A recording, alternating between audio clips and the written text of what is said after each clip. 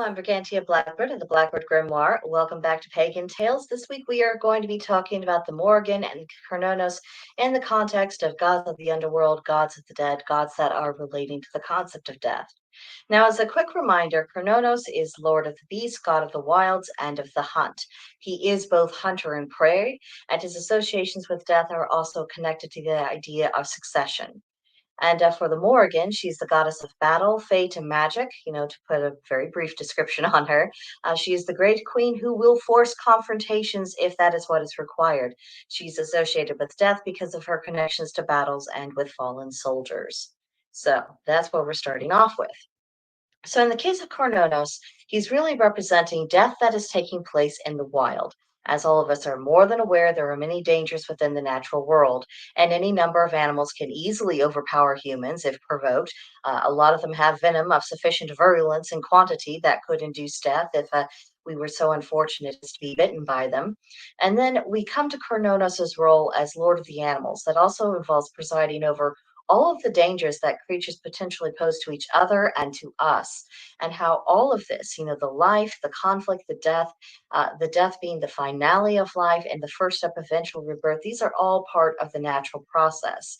It's not something so much to be feared as it is to be made aware of. And then with the Morrigan, death and conflict, that's really what comes to mind when I contemplate her.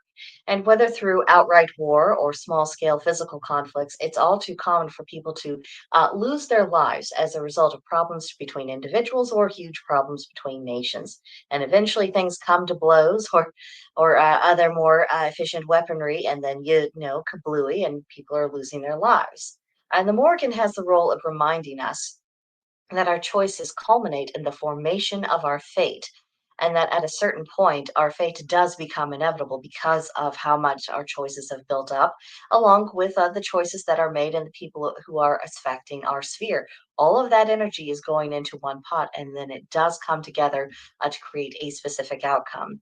And there will always be those who do end up shedding the mortal coil as a result of conflict. That is part of the nature of reality. Now, death through danger, because this is essentially what it is talking about, whether we're talking about the dangers that are inherent in the natural world or the dangers that come up through conflict. Risk is a constant aspect of life. There's no escaping it for anyone. Even if we don't work jobs or live lives that are more likely to put us in danger, risks of physical harm always exist. I mean, for all any of us know, we could trip over our own feet, land funny, break our necks, and that's it for this life.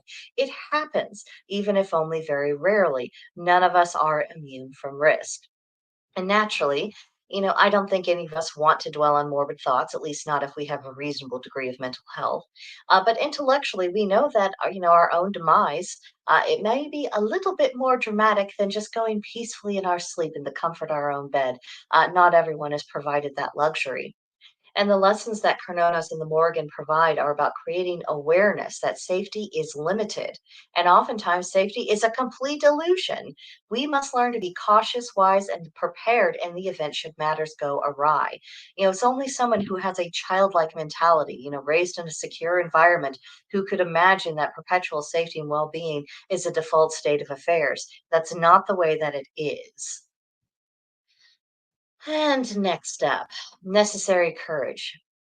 We could choose to waste our lives and wallow in fear and put ourselves into a state of absolute nervous collapse and develop any manner of phobias if we focus only on the dangers and not on strategies to deal with those dangers, and also not on the need to be brave in the face of risk.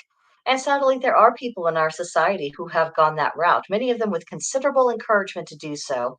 And if you encounter anyone who is encouraging you to be weak, or to not recover from your wounds, or to act as though some things are just perpetually painful and there's nothing that can be done about them, I suggest that everyone be very wary of people like that because they are not working towards your good.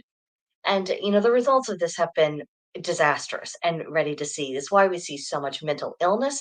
It's why we see people who have so little confidence in themselves, even over common, ordinary matters. The confidence has been psychologically manipulated out of them. And it's, of course, by people who gain power when other people give up theirs. So that's something else to contemplate in this. Now, Cernunnos and the Morrigan are not encouraging us to be perpetually afraid. Again, they're telling us to be aware, take courage, build some confidence through problem solving. And then, if and when we should meet our mortal fate, as all of us do, then let's do so in a spirit of resolve. And then, in the meantime, our risks can be calculated and we can choose how we confront challenges. Because the ultimate lesson of all this is not to cower before mortality, but to accept it with grace and dignity. So I want to leave you with few hailings of the Morrigan and Cernunnos. Hail the Morrigan, she who requires us to be steadfast in battle, fulfill our duty to the land and its people, embracing whatever fate has in store for us. Hail Cernunnos, he who leads us upon the hidden trails of the forest, facing all the wild inhabitants attuning to nature's way. May we accept the dangers of our material world, of the natural world, and the dangers that humans often pose to one another. Let us accept the reality of our own mortality and seize life all the more strongly because of that. And let's learn to be a bit more brave. So that is what I have for you. And next week, we're going to be finishing up our series on gods and goddesses of the underworld, and we will be discussing Hecate. So I hope you'll be back for that. In the meantime, let me know what you think about all this and my take on the Morrigan and the Cernunnos in this particular context. Look forward to hearing what you have to say, and that'll be it for now. See you next time.